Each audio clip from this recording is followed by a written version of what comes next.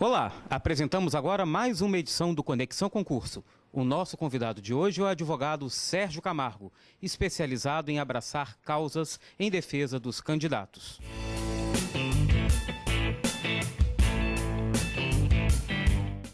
Sérgio, como vai? Tudo bem. Tudo bem? Tudo.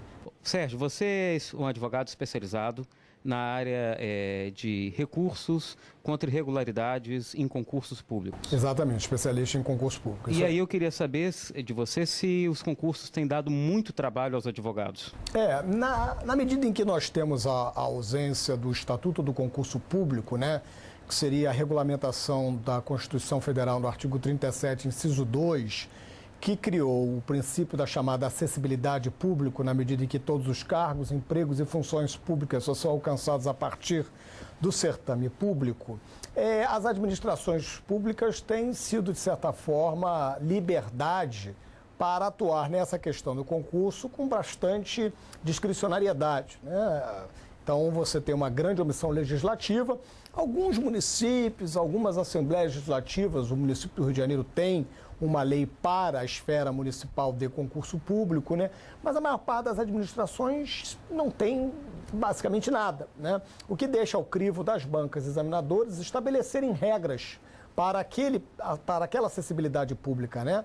E muitas delas não têm, assim, a lida correta com que a principiologia jurídica que deve preencher essa omissão da ausência do Estatuto do Concurso Público deveria guiar as bancas examinadoras. E algumas, tradicionalmente, algumas carreiras, né? Porque certas carreiras não tem uma banca contratada, é a banca própria daquela administração pública. Algumas, tradicionalmente, dão problemas, né? O concurso público, de certa forma, ele ainda é muito problemático. As bancas, essas organizadoras, elas costumam se enrolar mais o quê? Exatamente quanto da elaboração do edital ou da realização do concurso em si? A elaboração do edital, então, estamos aqui em 2013, ela praticamente que é uma automação, né? As bancas passam a observar editais já outrora publicados em Diário Oficial e optam por aqueles que apresentaram o pior, digamos assim, prejuízo a elas judicialmente causado, né? Então, essa norma, ela está bastante regrada por uma tradição.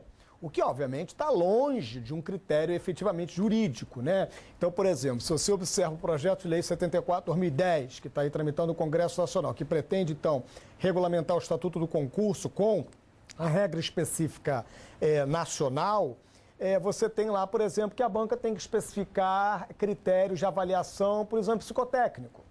E a maior parte das bancas ainda prevê o exame psicotécnico, que é legítimo, pela norma da 8.112, que rege o Estatuto dos Servidores Públicos Civis da União Federal, né, tanto quanto várias normas de estados e municípios a servidores que legitimam a avaliação psicopessoal do candidato ao certame ali, só que simplesmente ignoram a jurisprudência do Superior Tribunal de Justiça, que determina, já a partir de precedentes que tornaram-se repetições de decisões que denominamos de jurisprudência, no sentido de que questionar a partir da avaliação emocional do candidato é perfeitamente legítimo. Agora, o edital deveria trazer critérios técnicos objetivos, então eu teria que identificar, por exemplo, qual seria a tese da psicanálise utilizada, a lacaniana, a freudiana, e nada disso aparece. A humanitária, e na verdade não prevém qual a teoria de psicanálise, não prevê critérios de avaliação psicossocial do candidato. Então, na prática, é muito achismo. Com qual exigência mais descabida, absurda, você já se deparou no edital? Olha, por exemplo, recentemente, que chegou a meu conhecimento, só não me recordo especificamente para qual órgão ou qual banca, em que o exame psicotécnico simplesmente falava que seria avaliado por um conselho, por mínimo 3 médicos, né, por uma comissão, e na prática o candidato que viesse consultar comigo no meu escritório, ele foi avaliado por uma pessoa, e essa pessoa aferiu a inaptidão dele, sem sequer tê-lo de fato entrevistado.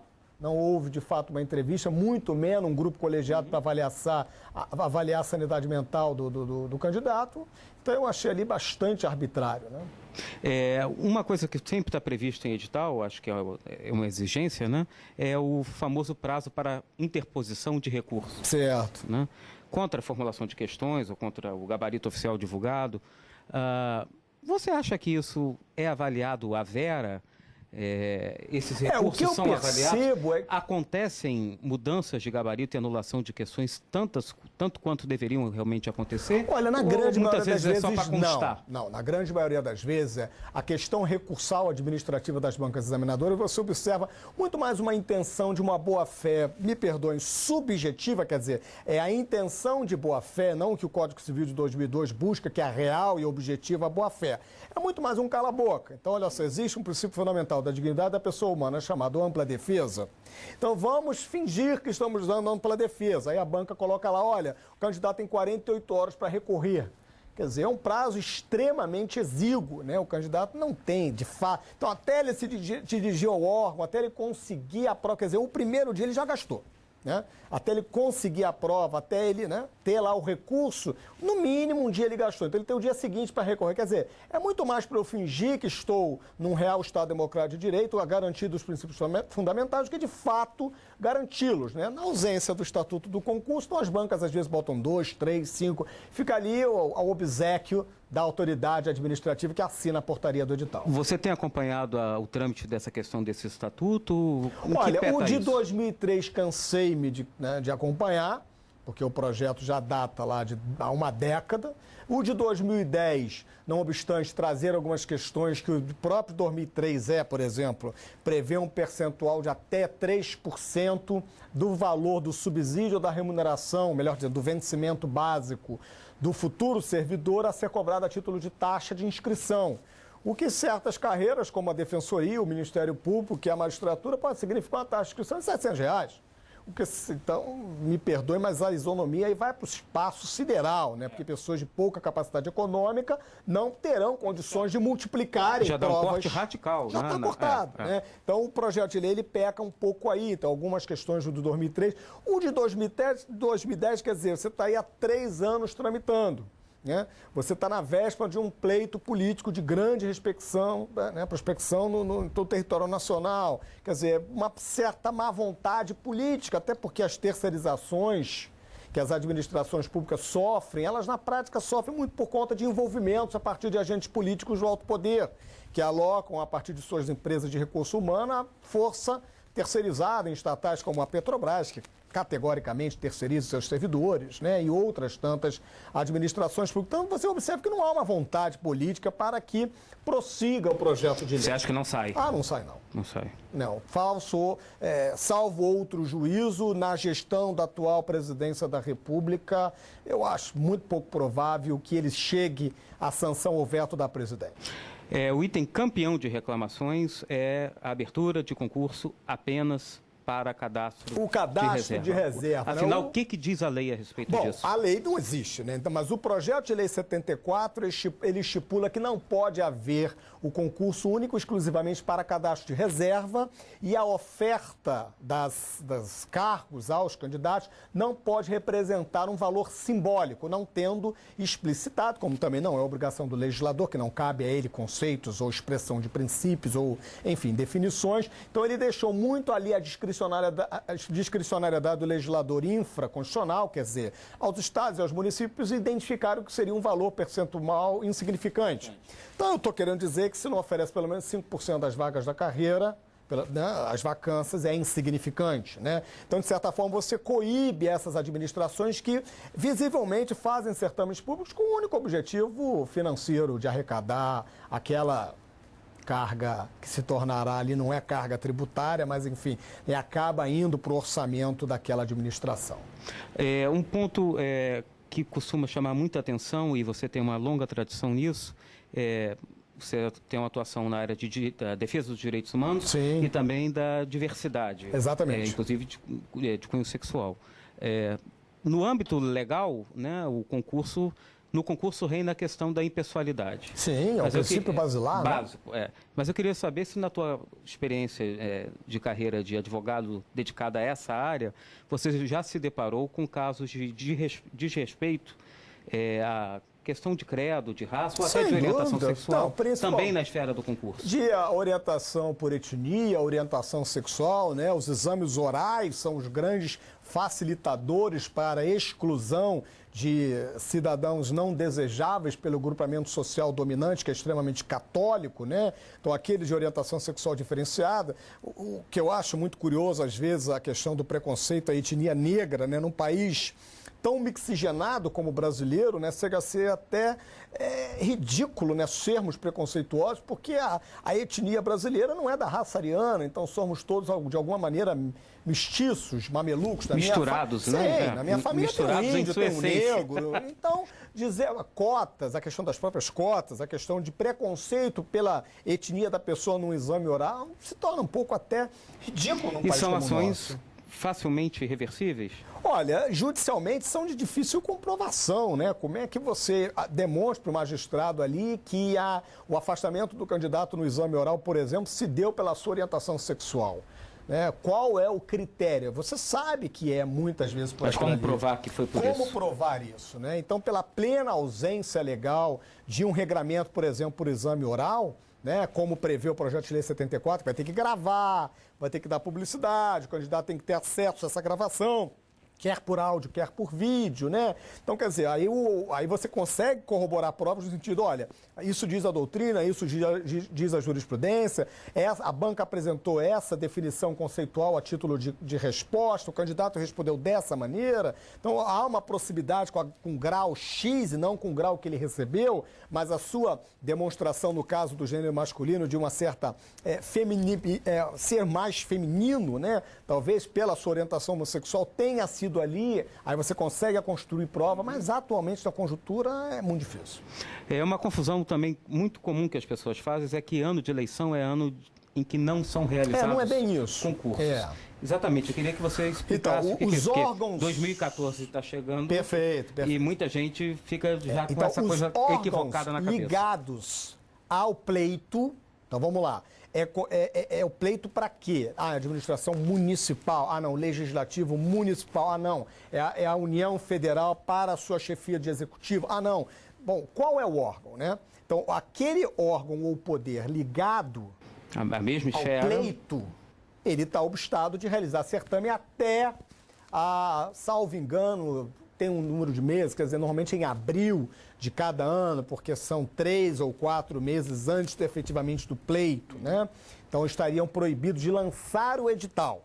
Mas o concurso pode ocorrer. A posse também não pode ocorrer até X tempo após o pleito propriamente dito ter sido encerrado, né? O judiciário como regra, porque o judiciário está sempre envolvido nas eleições, porque o magistrado ele é o, entre aspas, gestor do pleito eleitoral, né? Então, vai alternar com o judiciário, ora o executivo, ora o legislativo, e há até situações em que ambos. Então, a tripartição de poderes estará obstado no período do pleito de ter edital lançado ou publicado em Diário Oficial e posses e contratações.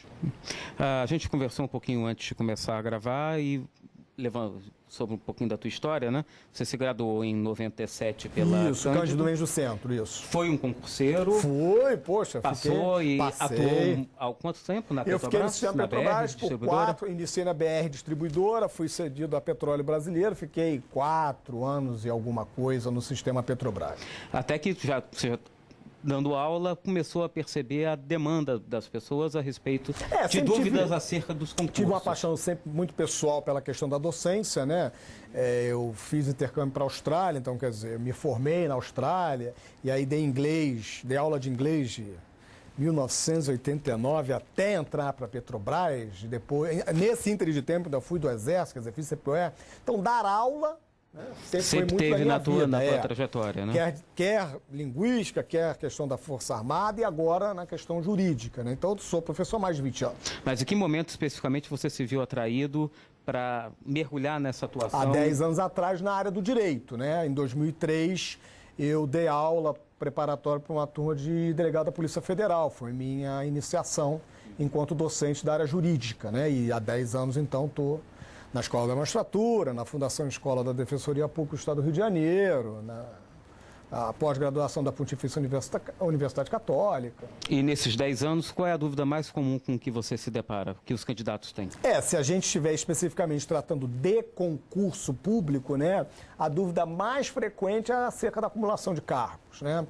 Principalmente por pessoas que ocupam posições ou ocuparam posições dentro de alguma esfera administrativa, né? Então, por exemplo, colega da Força Militar. Então, ele se reforma lá como tenente-coronel do Exército, né? Vou poder fazer o concurso agora, por exemplo, analista do TRT. Bom, a regra é a não cumulação pelo 37, inciso 16 da Constituição Federal, exceto quando não remunerado, né? Ou em havendo compatibilidade de horário nos casos específicos das alíneas A, B e C, né?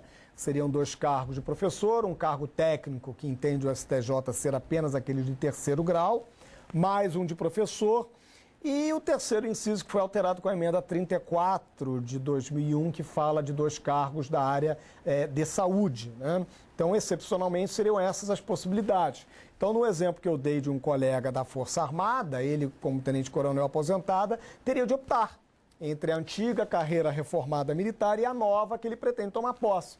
Porque no momento do seu assentamento pessoal de assinatura da posse, informando que já tem um outro cargo, quer ativo, quer inativo, a regra é não acumular. Não permite. Não permite a acumulação. De certa forma, isso afasta muitas pessoas que pretendem uma ou alternância de carreira, ou melhoria de carreira, ou algum, né, como se fala popularmente, luz ao sol, né, através da carreira pública, obstam a sua participação porque se sentem assim num momento muito frágil de decisão, por optarem naquilo que já tem, por aquilo que não tem e não sabe como ocorrerá ao longo dos anos, né? Sérgio Camargo, eu gostaria muito de agradecer a tua presença aqui nos nossos estúdios e o convido para deixar uma mensagem final aos nossos espectadores. Foi um grande prazer, sempre que a Folha Dirigida precisar, estaremos inteiramente à disposição. O que eu sempre peço aos candidatos é que eu não me lembro de pessoas que não alcançaram o cargo, a carreira ou a função pública porque não conseguiram. Certamente conheci diversas que desistiram, né? Então, se conselho fosse dar, abrir uma barraquinha, né? Mas o certo é que, já dizia Rui Barbosa, que quem porfia sempre alcança. Então, todos aqueles que insistentemente água mole em pedra dura, bate e volta até que fura. Uma hora vai ter que passar. Se desistir, aí realmente não vai conseguir. Essa é a dica para os colegas aí. Sérgio, mais uma vez, muito obrigado. Mais uma vez, uma satisfação. Obrigado.